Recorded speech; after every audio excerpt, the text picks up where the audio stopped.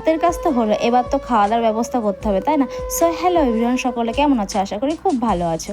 তো আমিও দেখো যে হাতের কাজকর্ম সেটা এখন আমি খাওয়ার ব্যবস্থা করবো জন্য ফ্রিজ থেকে দেখো মাছ নিয়ে নিলাম আর কুমড়ো পাতা নিয়ে নিলাম। কুমড়ো পাতা ছিল তো কুমড়ো মানে শাক জিনিসটা কি বলো একটু ভালো করে না ধুলে না কেমন বালি কিসকিস করে, ওর জন্য দেখো শাকটা আমি কলপারে নিয়ে এসে ভালোভাবে ধুয়ে নিচ্ছি। আর এই কুমড়ো পাতা শাকের আমি বাটা করবো। আর এই বাটা মানে তো রসুন না দিলে তো একদমই ভালো লাগে না।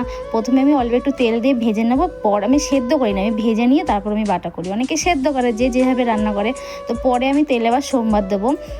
আর এই বাটাতে না অনেকটা তেল লাগে, তেল না হলে আর রসুন না হলে ভালোই লাগে না। আর দেখো এই যে মাছ 2 পিস সিলভার কাপ মাছ ছিল আর 3 পিস ট্যাংরা মাছ দিয়ে আজকে সজনে ডাঁটা আলু দিয়ে মাছ করব। আর এই মানে বাটা মাটা আমার তো এত পরিমাণে ভালো লাগে, বাটা দিয়েই মানে আমার ভাত খাওয়া হয়ে যাবে। তা এদিকে দেখো আমার বাটা মাটা হয়ে গেছে। তো কড়াইতে তেল দিয়ে দিয়েছি, কালো জিরে সম্বাদ দিয়ে দিয়েছি। এই যে বাটা, তো আমার বর কি বললো, তো আমার বর একমাত্র বাটা ঘ্যাটকল পাতার বাটাই ও না পছন্দ করতো।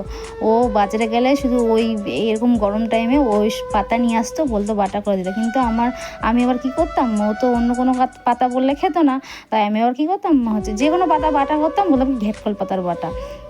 তারপর দেখো চাল দিয়ে গেছিলো, আমি এতটা চাল তো আমি ড্রামে ঢালতে পারবো না একভাবে, তাই জন্য বাটিতে করে অল্প অল্প করে নিয়ে গামলায় করে তা ঢালছি।